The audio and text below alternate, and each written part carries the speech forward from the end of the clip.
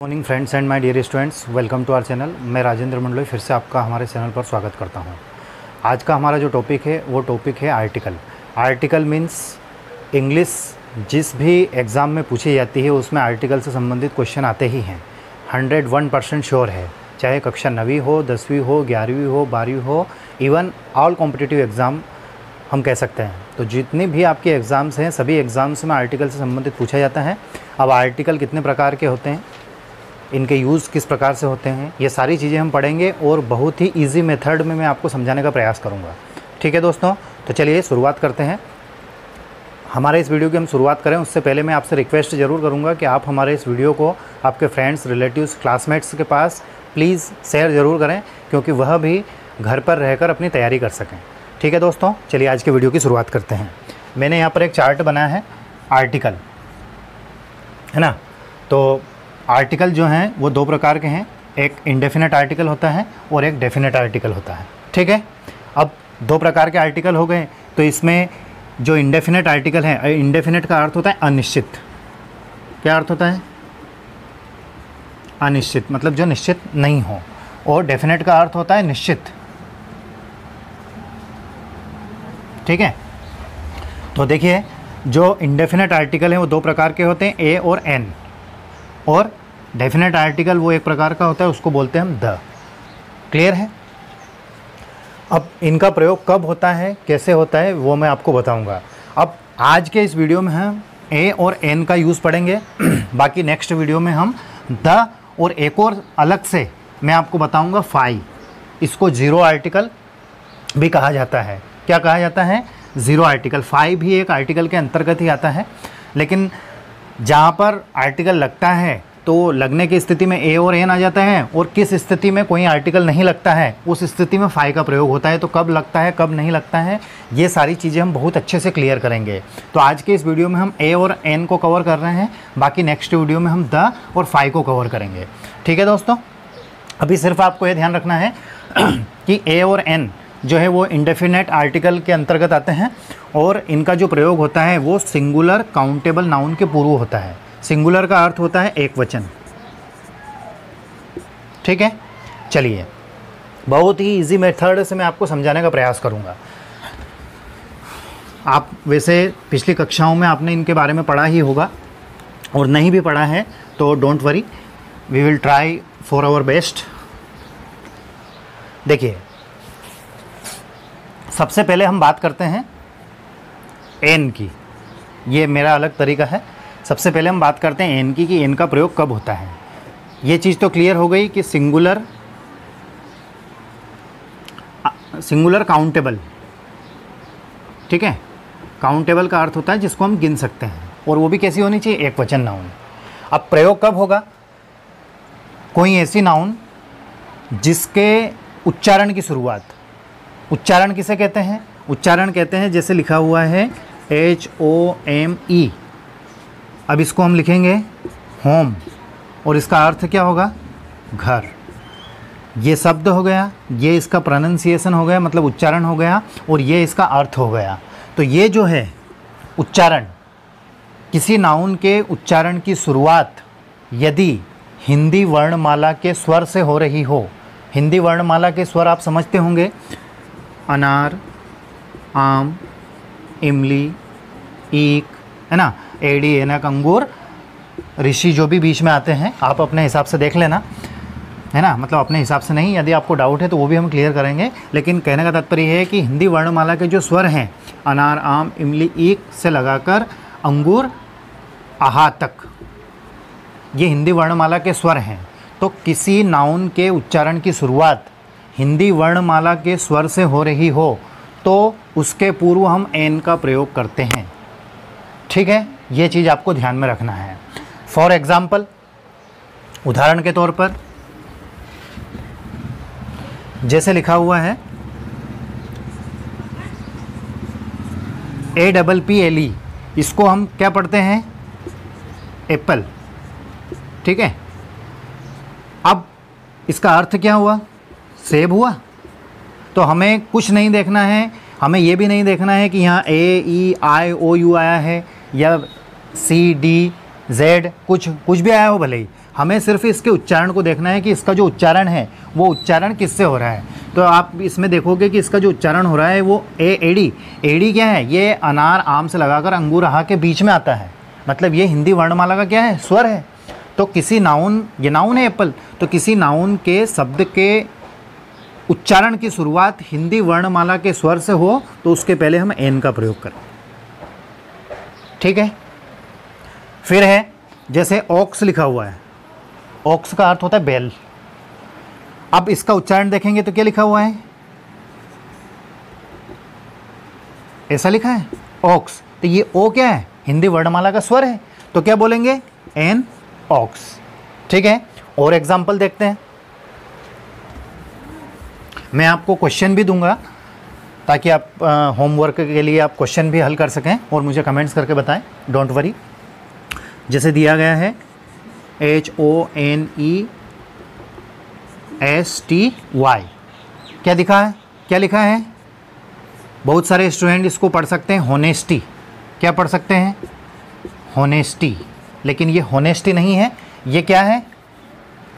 बोलो क्या है? ऑनेस्टी। ठीक है, ऐसा आता है। ऑनेस्टी मतलब ईमानदारी। ठीक है। तो ये क्या है? ऑनेस्टी, ओ जो है ये हिंदी वर्णमाला का क्या है? स्वर है। अब हिंदी वर्णमाला का स्वर है तो इससे पहले क्या आएगा? एन आएगा। तो आपको कुछ ध्यान नहीं रखना है, आपको ध्यान सिर्फ इतना रखना है कि किसी नाउन या किसी शब्द के उच्चारण की शुरुआत यदि हिंदी वर्णमाला के स्वर से हो रही हो, मतलब अनार आम इमली ईख एड़ी ऐनक ओखली औरत अंगूर आहा ये जो हैं इनके बीच में यदि किसी शब्द के उच्चारण की शुरुआत हो रही है इनसे, तो आपको क्या लगाना है? एन लगाना है। ये चीज़ आपको क्लियर होना चाहिए। कुछ एग्जाम्पल भी हमने किए और हम समझ गए हैं। अब बात करते हैं ए की। ए की बात करते हैं। दोनों का अर्थ होता है एक। क्या अर्थ होता है दोनों का? एक होता है। ये भी सिंगुलर काउंटेबल नाउन के पूर्व इसका प्रयोग किया जाता है। अब कब होता है? अब हिंदी वर्णमाला के जो व्यंजन होते हैं, हिंदी वर्णमाला के व्यंजन कौन से हैं? क, ख, ग से लगाकर छत्र ज्ञानी तक। क्लियर है? हिंदी वर्णमाला के क्या हो गए? व्यंजन हो गए। किसी नाउन के उच्चारण की शुरुआत यदि हिंदी वर्णमाला के व्यंजन से हो रही हो तो उसके पहले हम किसका प्रयोग करेंगे? ए का प्रयोग करेंगे। जैसे आई हैव